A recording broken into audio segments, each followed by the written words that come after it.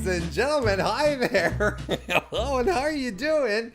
Welcome to another edition of the MrWarrenHayes Show. I, of course, am Mr. Warren Hayes, and this is the SmackDown Live Recap Show. This is what we do here on Tuesday nights.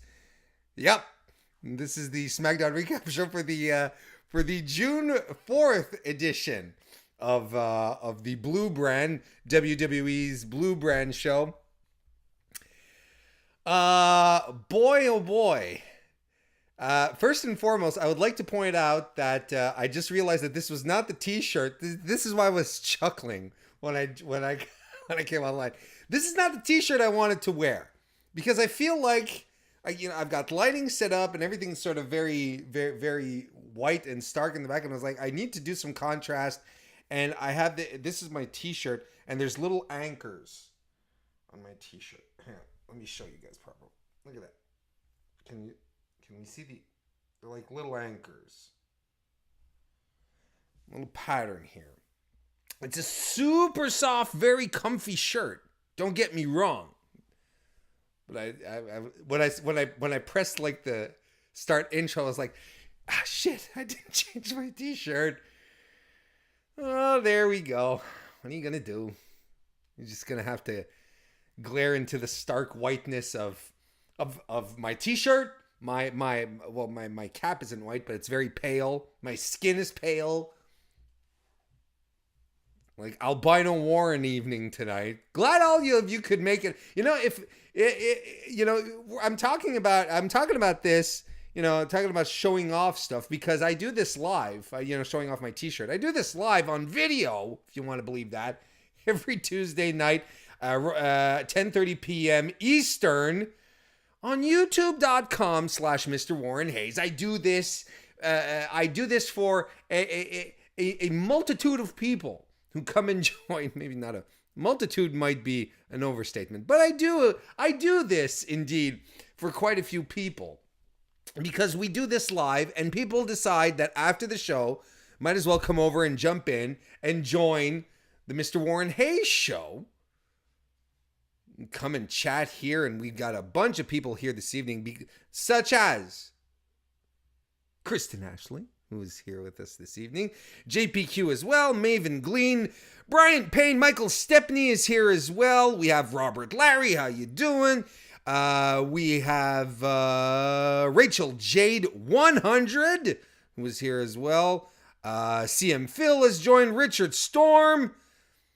Such a good time. Lots of friends of the show here this evening, and always a friendly chat, except when Anthony Suter gets around, then everything becomes unquestionably toxic.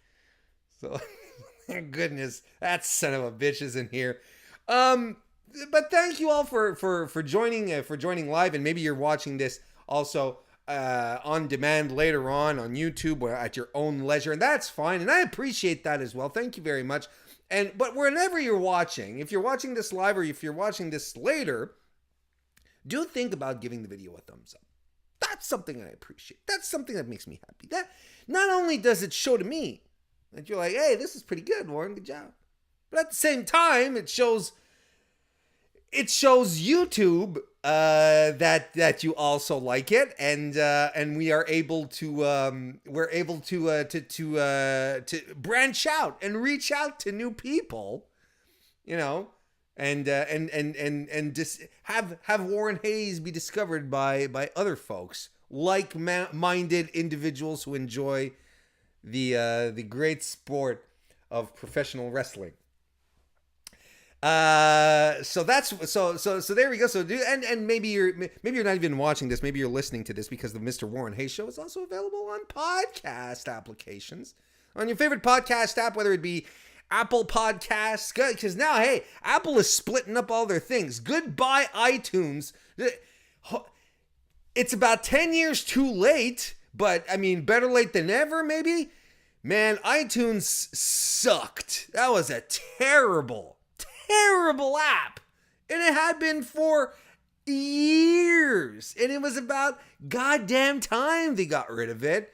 You're going to split everything up like they do on like Google does with Android. You're going to have your music on one side, you're going to have your video on another, your apps on another, and thank God, because holy shit, that iTunes shit was shit. But yeah, you can Apple, Google Podcast, Stitcher, Spotify, Podbean, Podcoin, Himalaya, Castbox. It's all there. It's everywhere. It's everywhere. Maybe not everywhere you want to be, because that's a credit card. It's Visa, right? Visa card is everywhere you want to be. Morgan Freeman says that, right? So there you go. We're looking forward. We're looking forward to you joining us on podcast as well. And if you're listening to this on your podcast app, recently a couple of people have been dropping reviews. Those really help out a lot. Again, with discoverability, being found, being put up there. Charts or not charts, it doesn't matter. It just helps iTunes and the like know that my stuff is worthwhile. So feel free to do it, and I do appreciate folks who have been dropping reviews. That's really cool. It's cool. Tomorrow evening, you see it right here. That's my Fightful graphic that the boys at Fightful made especially for me. I didn't make that one. They made that for me. Isn't that cool? That's a cool graphic right there. That's really a cool graphic, just right there. So I do my 205 Live NXT UK recap show over on FightfulSelect.com, the premium service to Fightful.com. Starts at $5 a month. You get a whole bunch of extra content, such as my podcast. You got Sean, who does podcasts. You have Steven Jensen, who does The Weekender, where he talks about non-WWE programming. Just this week, we released a brand new retro review podcast, Sean and I. We covered the very first Nitro. That was a lot of fun, and it was fun. It's a fun show, but it was also very, very fun to review. Got to talk about Hulk Hogan and pasta. So, and if there's one thing you have to remember, folks, pasta will never be racist. Pasta will never let you down. That's all I have to say. You can just look at it. Just look at it. Look at that podcast, the retro review. You can also listen to it as well. Then Thursday, I'm going to be on Toxic Anthony Suter's podcast, Smoked to Death podcast. How you doing, Anthony? I know you're in the chat.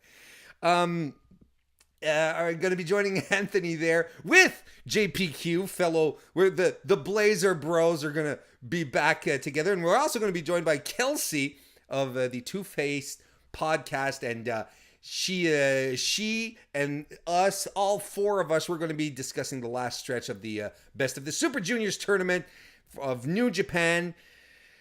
Oh, thank God for that, because thank God I'm going to talk about some New Japan this week, because WWE has made it difficult on my psyche this week. It's been really, really difficult. But you push on. You just do your best. You try your best. No, that'll be a lot of fun, and I'm really looking forward to chatting with Anthony and John and Kelsey. It'll be a good time. And one final note, this Saturday over on Fightful is going to be the return of the division, Fightful's podcast dedicated to women's wrestling. Kristen Ashley is kicking that off again. It's going to be coming back after a short hiatus. I'm going to be there, joined by Jeremy Lambert. See, I got it right this time. Of Fightful, Kristen is going to drill us with all sorts of questions and try to get us to opine about women's wrestling. There's been a couple of things that happened over the past few weeks. We're gonna have a good chance to talk about it. So make sure you mark your calendars. You marks, mark your calendars. You marks, mark them.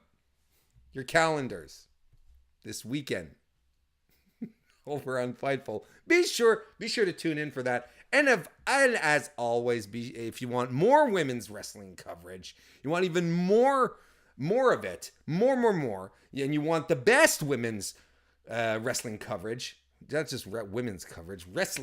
The women's wrestling coverage. You want more of that? Well, you head on over to belltobells.com, which again, it's Kristen's website. She loves women's wrestling. She's very passionate about it. We have a fantastic group of people who write there. There's going to be some audio, video content coming soon. Coming so soon. It'll just pop out of nowhere super unexpectedly. You'll be like, oh, look at that. And then you'll be really compelled to just stare at it all the time. So that's coming up. It's coming up real soon. It'll just jump right at you and you'll be like, oh, look at that. Bell to Bells has more content, but go check it out, belltobells.com, or follow us on Twitter at belltobells. I think I got all my plugs out of the way. I mean, it has been 10 minutes. Well, but to be fair, I did talk about my t-shirt. It's a good t-shirt. I like it. Again, I want to stress the fact that I like this t-shirt. And it is really soft. It is super, super soft. But, I don't know. It's been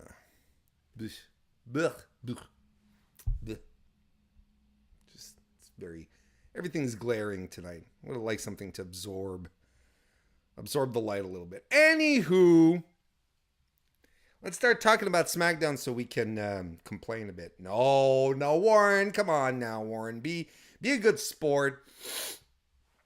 We don't always have to. It's not about complaining. It's about being critical, right? It's I don't want to hate WWE. I don't want to hate on it. I love wrestling. I want to watch wrestling and I want to enjoy wrestling. And I want wrestling to thrive. I want wrestling to succeed. And it bothers me when the number one promotion in the world, literally the mainstream, the Major League Baseball of wrestling, the NHL of wrestling, the NFL of wrestling, the NBA of wrestling, I don't know, those are all the leagues I know.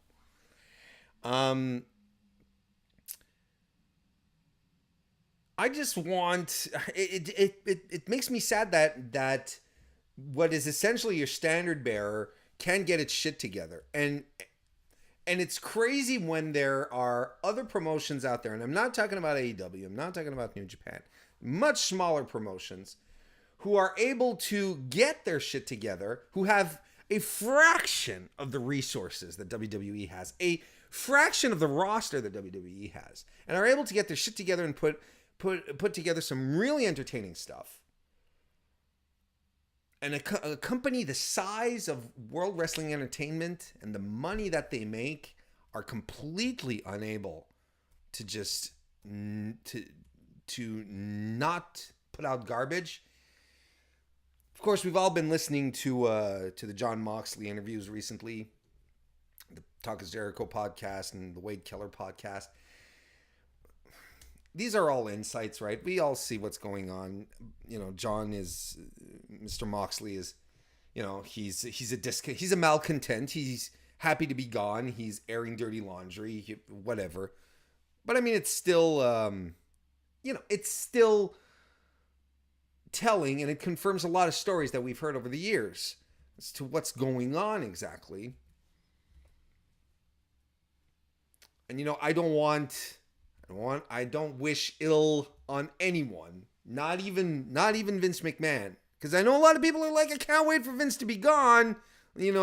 Technically the only way Vince is going to leave his company is going to be gone is when he's completely invalid, where there's nothing else he can do, probably. But I'll be very, very curious to see what changes once Vince is out of the equation.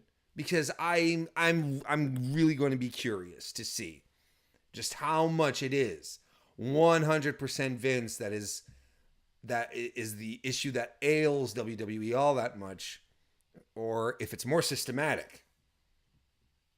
Anyway, being very hypothetical to start off this very concrete show that we had tonight, SmackDown Live, Kofi Kingston kicks it off. He comes out with Xavier Woods.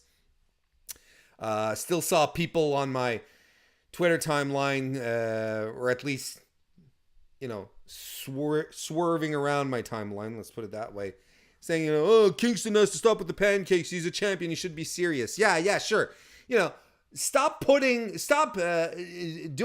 thing that got the guy over in the first place, right? Right. Yeah, the pancakes, the goofiness. Yeah, let's kill all that now that he's champion. Make sure that he becomes not the reason why we like him.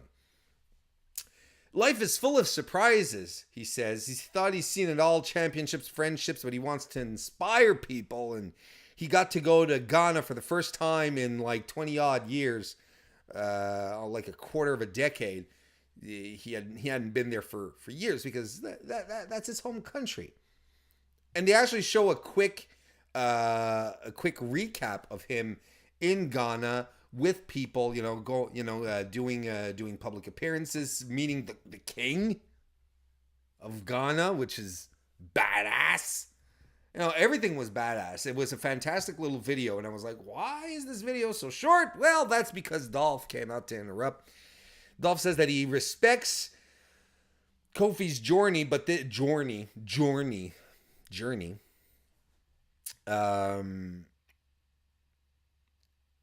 Dolph, he says he respects the journey, Kofi's journey, but this is all about me. And what is Dolph's journey? Well, basically that he's won championship after championship, gave his soul to WWE, and yet it's Kofi gets the WrestleMania moment. And then we see a video package of Dolph's achievements.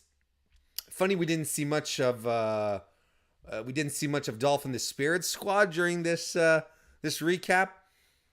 It's that's revisionist history, isn't it? That was an accomplishment. Kofi calls back to the moment where Dolph surprisingly vacated the U.S. title in 2017. Remember that? Where he basically says, "Look, you keep saying, Dolph, that it should have been you. It could have, but when things don't go your way, you quit. You take yourself out of the game. That's the difference between you and me, Dolph. I never quit on myself. My brother's in the WWE universe." Then Dolph leaves on footage of him beating up Kofi for the past couple of weeks. And how did they get all that footage queued up with production? Like everything really well timed in.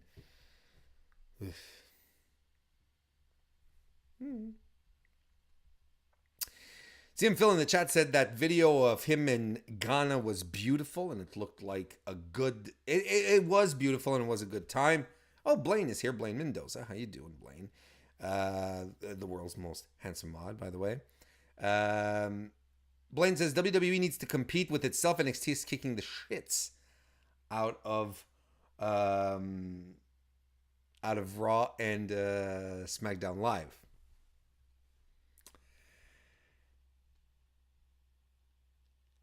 Next, so this basically all leads into a match, our opening match, Kofi and Xavier Woods versus Kevin Owens and Sami Zayn. No, the wild card.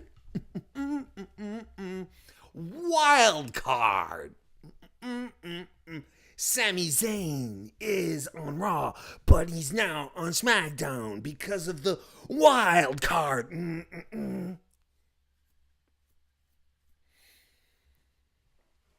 Oh, you think that's cringy? This is exactly how I feel about the wild card rule. So as long as there's a wild card rule, you can expect this kind of garbage from me.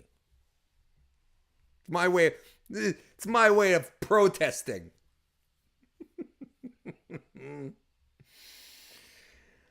Zayn and Woods go at it. Zayn shoulder blocks Woods down. He runs the ropes but he bounces back and eats a drop kick by Xavier Woods. The New Day then double team Sami Zayn, double axe handle off the turnbuckle from Kofi Kingston here on Zayn's arm. KO comes in and gets the upper hand, stomping Kofi down. However, the New Day battle back and they eventually do a two-man unicorn stampede on Sami Zayn. Woods then hits a hesitation dropkick on the corner, covers Sami Zayn, but only gets two. The heels are out on the floor now, and Kofi does air Kofi over the top rope, and Woods hits a dive. The heels are reeling, but they get back in control of Woods, who gets tossed into the barricade. Owens works Woods down. ShowDown clothesline, a senton, and we go to commercial. Back from commercial, we have some top rope shenanigans happening. That ends with Woods hitting a top turnbuckle missile drop kick. And we get the hot tag to Kofi Kingston, who explodes on Zayn. Does the double leg drop. KO tries to distract, but Woods takes him out. And Trouble in Paradise ends Mr. Zayn.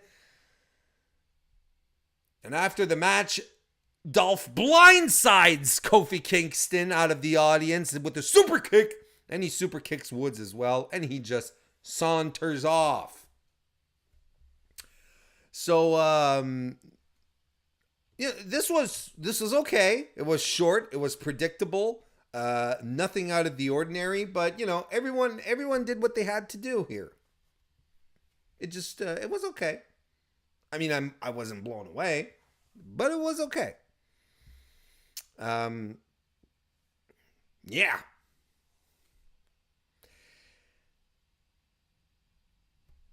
Backstage now. Well, let me just see in the chat here. Was anything happening in the chat? Oh, people are talking about my dance moves. I want to say hello to Carlos, who just jumped in the chat. How you doing, sports and things shows? Shane is backstage and he says, there's a lot of speculation as to whether I brutalized Roman last night on Raw. But no, Shane, no. No, there's no speculation. Nobody is speculating about what you did last night. No, it's not even, no one's talking about it, Shane. Do you know why? Because no one's buying this angle, Shane. It's not compelling. We're not like, why do you think, why did Shane do this to Roman? Was it perhaps because he wanted to get the upper hand? No, we don't give a shit. Shane.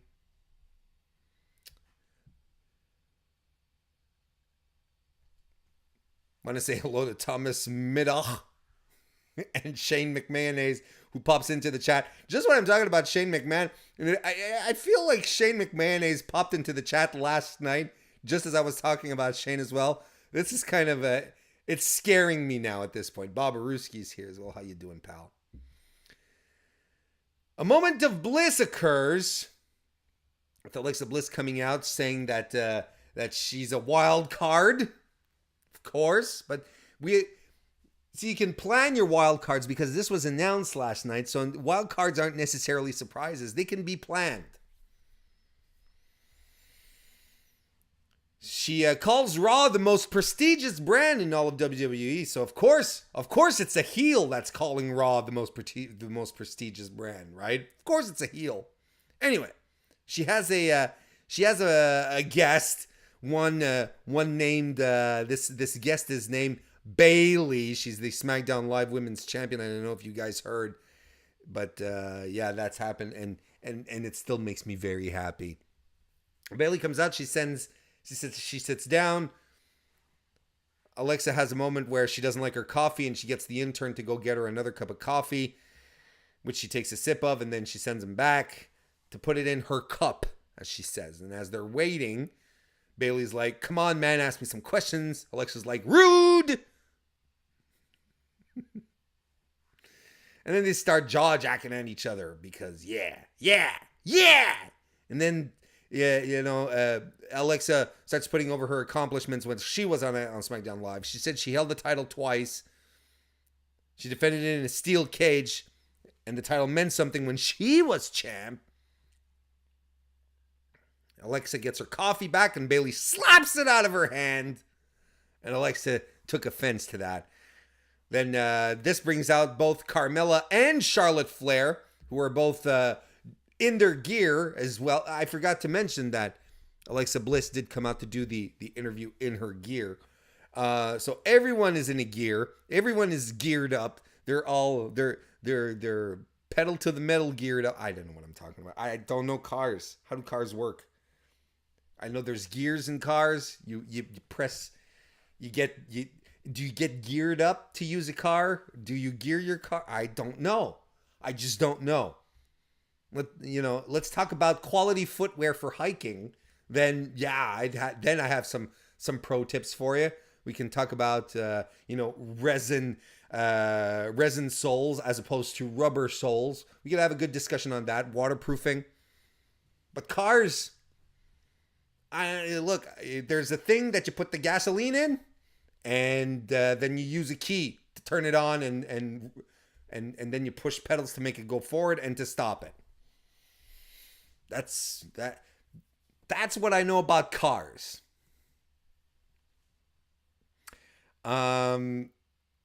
So basically, I don't know what you do with cars, John. I don't know. So basically, this basically all sets up a match for later on this evening, triple threat match to determine who is going to face Bayley at Stomping Grounds. Carmella versus Alexa Bliss versus Charlotte Flair. We're going to talk about the results in a short while. We're going to talk about this in a very, very short while. Backstage, R-Truth is waiting in the back, and he talks to Shane McMahon on the phone, which is actually Carmella's phone that he's been using. And I like Truth was funny here as usual. Carmella has the phone in her hands. It's Shane's calling me, and so she hands the phone to Truth, who picks it up and said, "Yes, hello, who's this?" She just said it's Shane, and they were expecting a call from Shane. And R-Truth says, "It's Shane." Basically, Shane has made a match for R-Truth. He's made a match for R-Truth for the 24/7 title, suspending the rules again, where he during the course of the match he can get pinned by anyone else. Then the 24/7 rules are suspended until the end of the match. There we go. Good job, Warren. And this match just happens to be my absolute favorite match of all. A lumberjack match. Oh. So basically, all the 24/7 title chasers are surrounding the ring. And it turns out that R-Truth's opponent is Elias. Elias basically tosses Truth to the floor. Truth gets stomped on by a few heel wrestlers. Notwithstanding being former WWE champion Jinder Mahal. They toss they toss R-Truth back into the ring. And Elias pins him. It's not even a match, really. I mean, technically it's a match because there was an opening bell and an ending bell. But then once the match is over, then all the lumberjacks, thankfully, the match was very short. So we didn't have to sit through an entire lumberjack match. But at the end, all the lumberjacks jump up on the apron and they attack. They go right after Elias, who sneaks out of the ring, and everyone's still fighting each other. They haven't realized that Elias has left the ring, and Elias is crawling. He comes face to face with R-Truth. He flees by going under the ring. R-Truth follows him. The referee goes under the ring as well. Ding, ding, ding. R-Truth is apparently now the he apparently got his title back. 3-time 24/7 champion. Congratulations, Truth. His legacy is being cemented. And he flees. He flees over the barricade. But the absolute best moment of this entire ordeal was seeing Drake Maverick just come in, and the GIF has been running. It's not running right now, but it's been running up here on occasion in the slideshow where Drake Maverick is basically running, and he does this full body dive to try and catch Truth just as he's jumping over the barricade. The dive is so perfect; it's hilarious. That really made my day. That really made my day. Yeah, there we go. Let's see here. Robert Larry says here that watching a WWE program is like watching a baseball game. You would need a scorecard to figure out which wrestler would be on which show. Either they would be on Raw or SmackDown. Blaine Mendoza says 2 matches the entire show. Damn! Well, like technically, like actual competitive matches, there were only 2. But like bell to bell, no pun intended, matches, there were like, there were 4 of them, but 2 of them were essentially, well, there was the Lumberjack match and then there was Andrade versus Apollo Crews. So that actually doesn't make any sense. It breaks my heart. Actually, you know, to me, I feel, and I don't know how you feel about this, chat. I feel that this was I feel like recently there have been less and less matches on WWE programming, on main roster, let's put it that way, rather than, there have been less and less. Last night on Raw there was 40 minutes of bell to bell action on a 3-hour show. That just doesn't make sense. That just doesn't compute. That just doesn't work. And I got in a bit of an argument / discussion because it ended in a very civil fashion. But I got into a bit of a discussion with someone on Twitter. Very, very civil, but we were at complete opposite sides of the spectrum. Because I basically tweeted out the idea that I felt that WWE, that there was less wrestling on WWE these days. And his counter argument, and it's one that I've seen before, is, well, then what do you want? Do you want matches that make no sense, filler matches like Charlotte and Lacey Evans last night, or do you want or what, we get big matches for free on TV now? Like, you know, what exactly do you want? I get where he's coming from, I really do, but I'm in 100% in complete disagreement. You don't need overly complicated storylines to get you invested in a wrestling match. You don't. If you let wrestlers be wrestlers, talented, competent, knowledgeable wrestlers will be able to tell a compelling story in the match as they're wrestling, which will engross you. And they're normally, if they're talented and know what they're doing, their athleticism will carry this match, will carry the story, and you'll be excited to see it. That's usually how it goes. The argument of, well, do you want to give big matches on free TV anymore? This is a 1995 argument that I used to have, or maybe 1998. Let's give it a little leg room. 1998 argument, this Monday Night Wars thing, that an argument that I saw time and time again on the news groups, on RSPW and the like back then. Oh, they're giving away the big matches on free TV. Back then, there was a compelling argument to be made where it's like, why are they giving Goldberg versus Hulk Hogan on WCW Nitro? Yes, it's in Atlanta. It's at the Superdome, I want to say. Sure. You know, it's like it's a big show, but why are they giving it on free TV when you could be selling $30, $40 pay-per-views for this? The pay-per-view model doesn't exist anymore. WWE Network is a thing that exists out of a subscription model. So they just want you to subscribe. It's not even a question for them of, you know, making money with this match. They just want to get you to sub. So I doubt, I really, really doubt that there is really a question of like, don't put Seth Rollins versus Brock Lesnar on free TV because you absolutely have to keep it for a pay-per-view. It makes sense to keep it for a pay-per-view.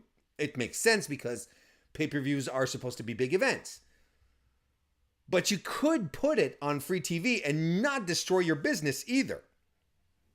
We're far away. We're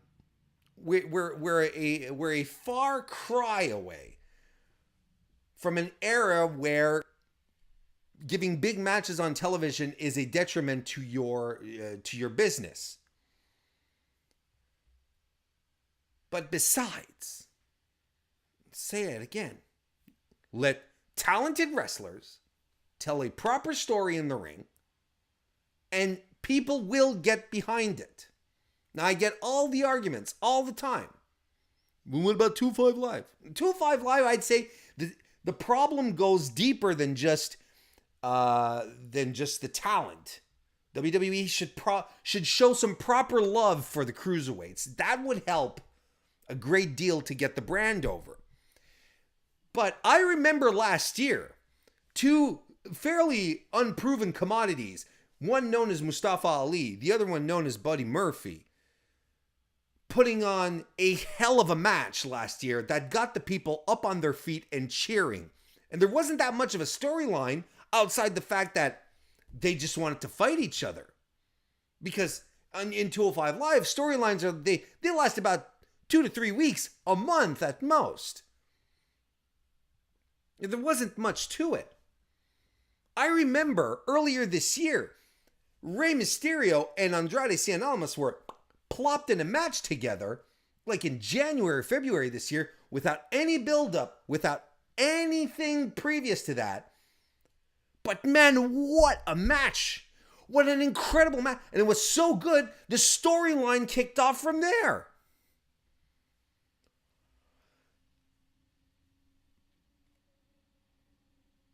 My problem with these types of arguments is but again, it wasn't an argument, but this type of thinking is essentially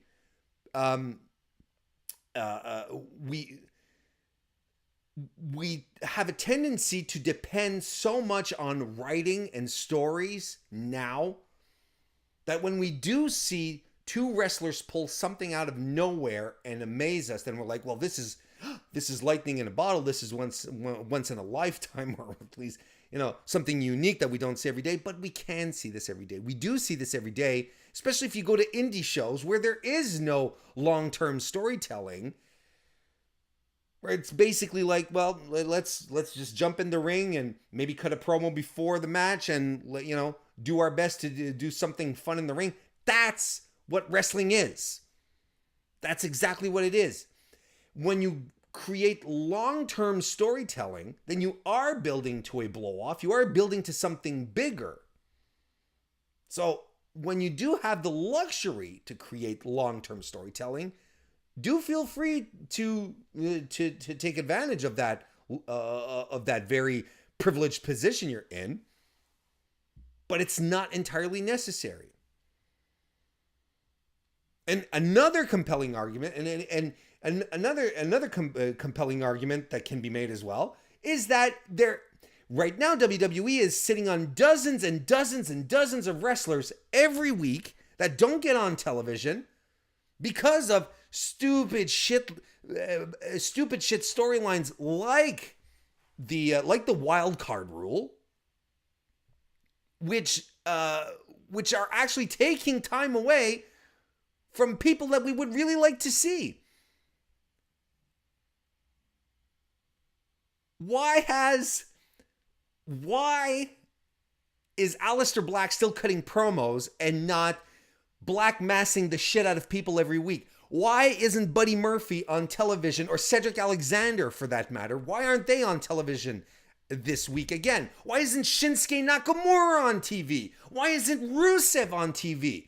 It hasn't been used in weeks. Why did we call up the War Raiders?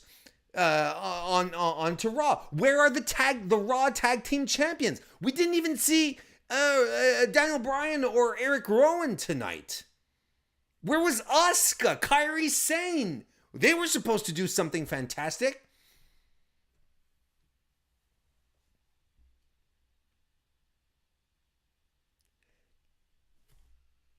Look, different strokes for different folks. If you like watching a wrestling program, and don't start calling it sports entertainment. No, this brand of sports entertainment is wrestling.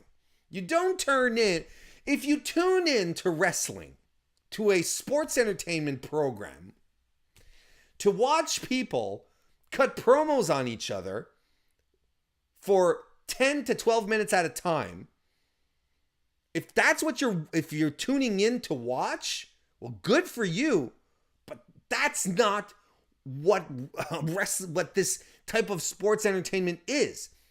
If you pay money to go to an arena to watch people talk on the mic for the better part of a 3-hour show,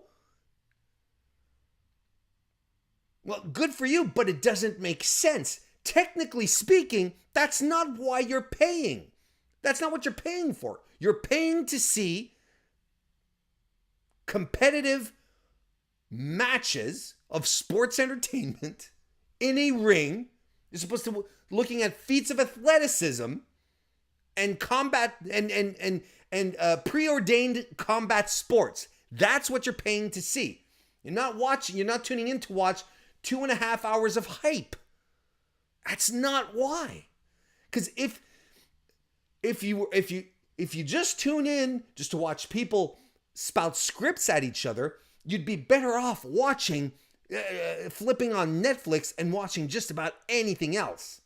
Just about anything else. Yeah, it's sports entertainment, but this brand of sports entertainment is all about wrestling. That's what's being delivered first and foremost.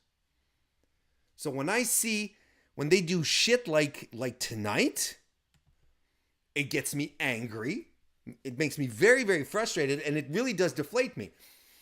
And it makes me really excited to see what AEW has up its sleeve. It really does. And I don't want to get into this territory thing, this pissing contest. But it does. It inevitably has me thinking about what kind of product AEW is going to have to counter this. It actually makes me wonder. No. Been on this too long. Dale Campbell, how you doing? And CM Phil even talked about Ember Moon wasn't there tonight as well. But we're going to be talking about the women in a little while here.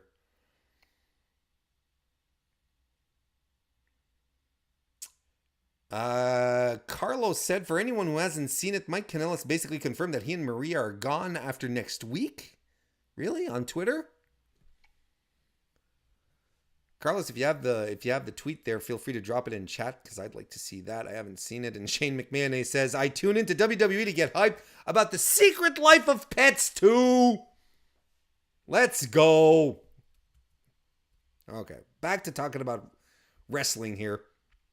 By the way, folks, friendly reminder, don't forget, this Saturday, the division returns on Fightful Women's Wrestling Podcast, hosted by Kristen Ashley. Your boy WarrenHayes is going to be a panelist along with Jeremy Lambert. Don't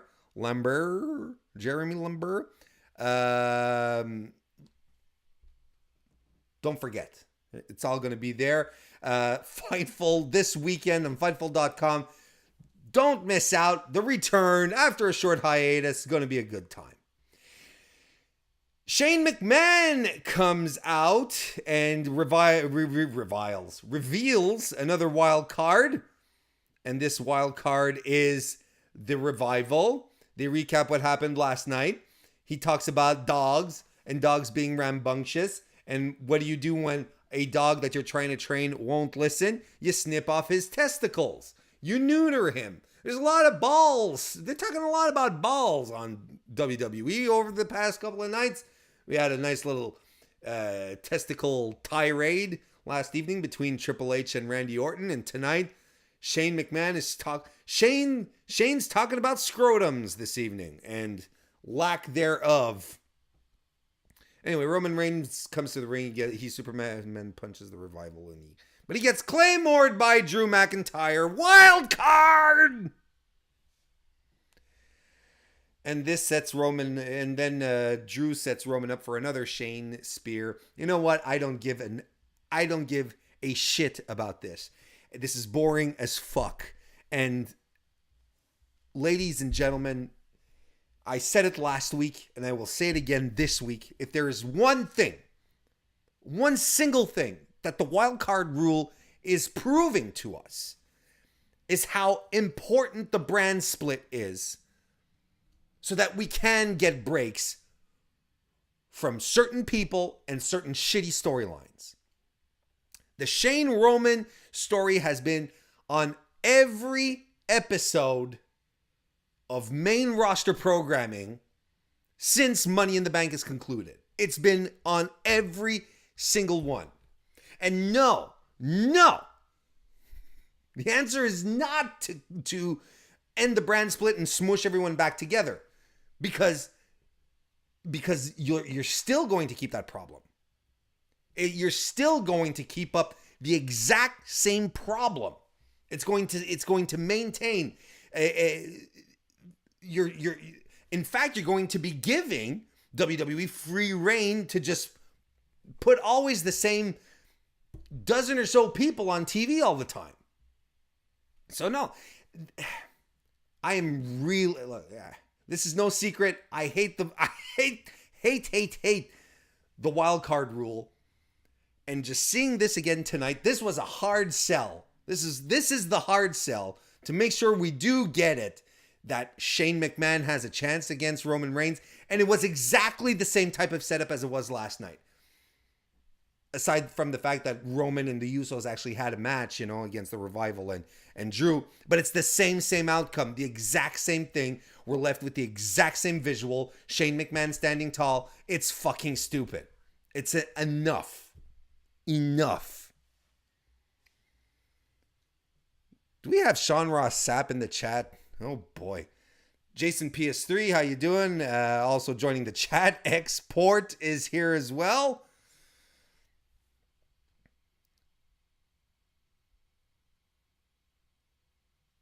Cedric Alexander tweeted that he misses 205 Live, says Jason PS3. Wouldn't be surprised. And Export says, where the fuck is Buddy Murphy? That is something we would all like to know. And I'm just checking out the Mike Kanellis tweet here. Pulling it up on my internet. Oh, I've seen the tweet where Mike Kanellis is answering a WWE quote tweeting. Says where WWE tweets out, has a new contender to Tony Nese's WWE Cruiserweight Championship emerged, talking about Mike Kanellis, and Kanellis responds, emerged, I've been here for over 2 years. Don't act like you're impressed now. I've been good this whole time. Too little, too late. It is a bit ambiguous. You know what? I will believe they're gone. I'll believe that they're leaving when they are gone at this point. Sean says, I'm burying this more than AWA Super Clash 3. I actually had it's. I liked Super Clash more than you did, Sean. I really did. Next, we had Charlotte Flair versus Alexa Bliss versus Carmella. Thankfully, again this week, the women were a bright spot on SmackDown Live. Last week, we had Bayley versus Lacey Evans, which had a fantastic conclusion. I love the ending to that match. And I really dug the work that was going on here. It's good to see Alexa back in wrestling shape as well. Alexa gets tossed to the floor early on. Charlotte goes for a shoulder tackle, but Carmella then dodges and kicks Charlotte instead. Alexa hits a code red during the match as well, which is really cool. Charlotte then jackknife pins Carmella a little later on, but Carmella reverses out of the pin into a code of silence, which was really, really smooth. Charlotte then stands up as Carmella has her in the code of silence.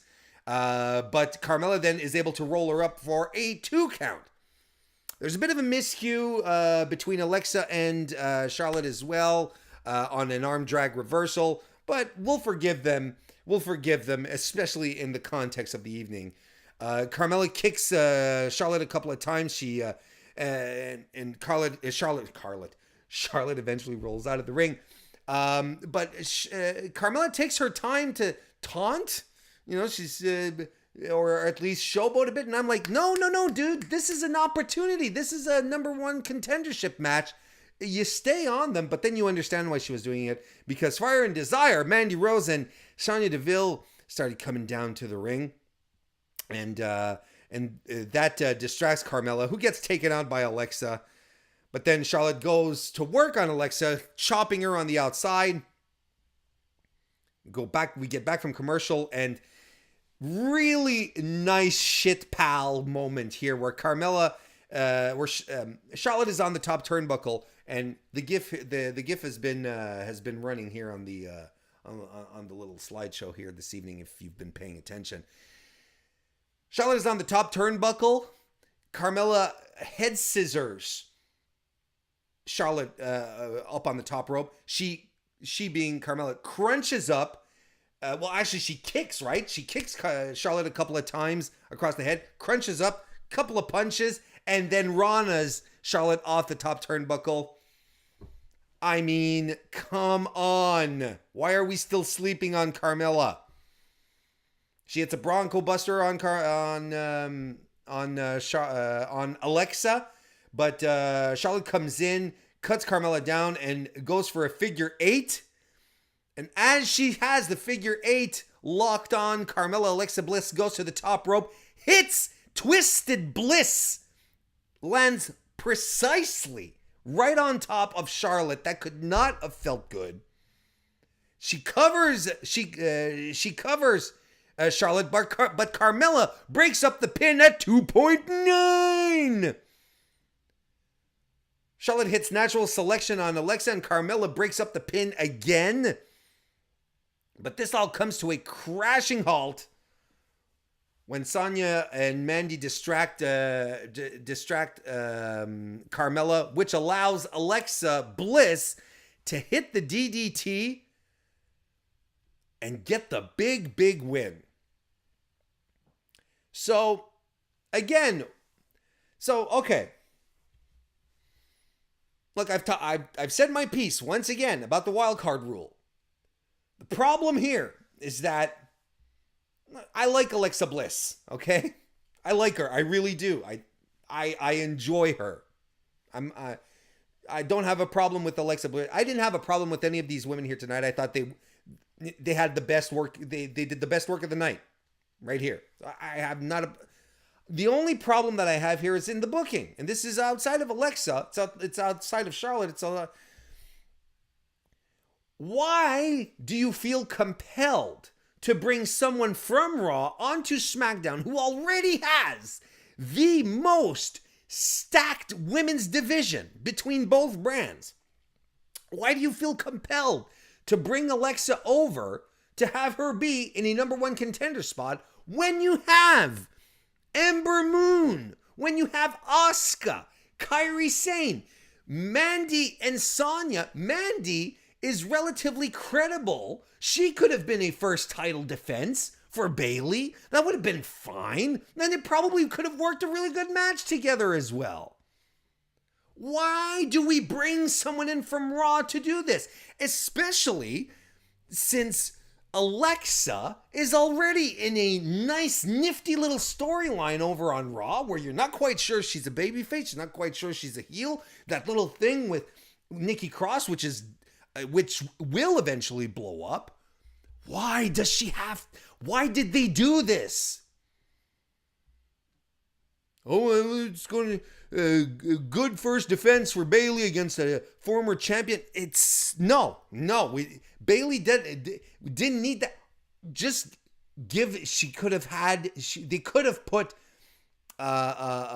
they could have gone the same route with Carmella. That would have been Perfect. They could have given us a really competitive match with Ember Moon. That would have been fantastic. This is just dumb. It's just dumb, stupid, dumb, doesn't make sense. It's WWE logic. I hold them to a higher standard.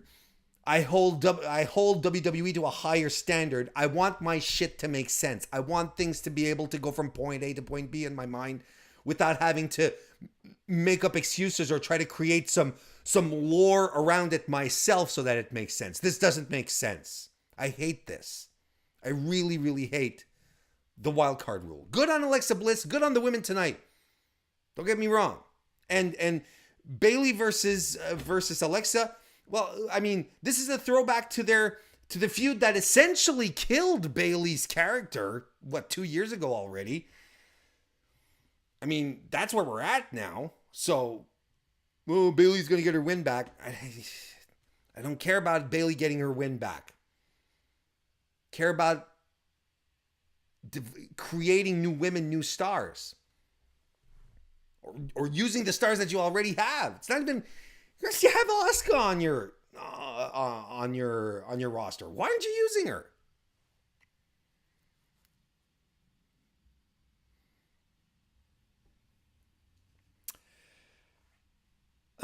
Kristen says that I like that they gift that move from Carmella, the move that we spoke about. That girl can work. CM Phil says I'm torn. I think it's a good time to revisit Alexa and Bayley and fix the mistake from her first title match, plus the rumored heat between Alexa and the Boston Hug connection. But yeah, give us Ember. You know what? Just give us anyone, and it's not even an Alexa thing. Just give us anyone, then a Raw superstar challenging for the SmackDown Live title. I fucking hate this. I really do.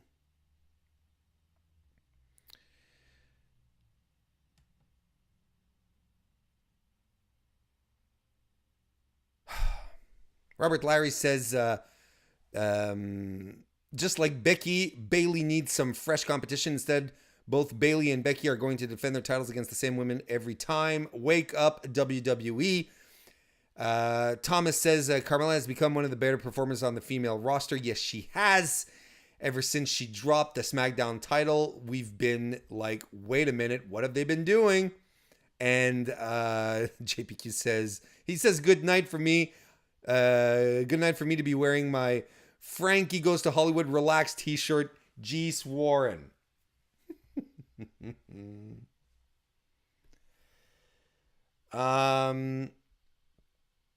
Next we have a Lars interview where he's supposed to explain why he does why he does what he does. I don't understand this. I don't understand this. Why does everything need to be explained all the time? Would you ask a nightingale to sing their sweet song? Would you ask a lion where they sink their teeth? And then there's a nursery rhyme. See, Aleister Black has to explain his motivations. Lars has to explain his motivations. They're wrestlers. They're paid to wrestle. They're paid to fight. That's their motivation. And some just take more pleasure into it than others. Blech. Then we get Andrade Cien Almas versus Apollo Crews, which basically ends as quickly as it starts with Andrade hitting Crews with the hammerlock DDT, and he just rolls out of the ring. Like, I don't even remember actually this match ending. Then Finn Balor's music hits, and he runs down to take out Andrade because they have a match at Super ShowDown, and I'm like, what is going on? I mean, at this point, and he just runs in. He gets a sling blade in, his stomp on the chest, but Zelina distracts him, and Andrade hits the hammerlock DDT. That's your win. That's your build up, folks. That's your build up to their big match, big Intercontinental Championship match that is going to feature the Demon. By the way, that was your build up essentially. And it all comes to a halt with Goldberg coming to the ring. He cut without inhaling any pyro, of course, because that doesn't happen these days. He cuts a promo. Taker appears. They stand nose to nose, and Taker disappears. And that is how you end a wrestling program.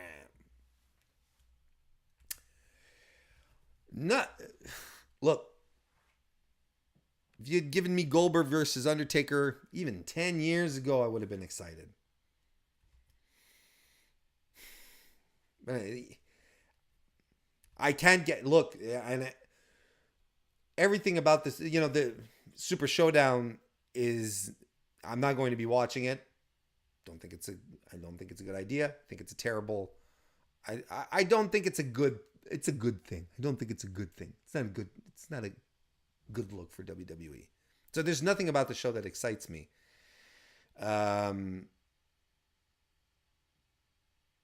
Goldberg versus Taker, I mean, yeah, it's two icons. They never fought before. But oh boy. I'm going to tell you, this is one that it'll probably be shorter than Undertaker's entrance. Because that's the kind of matches that Goldberg needs to work.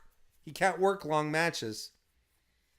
His final run that he had in WWE, the matches, I think his longest match was 8 minutes.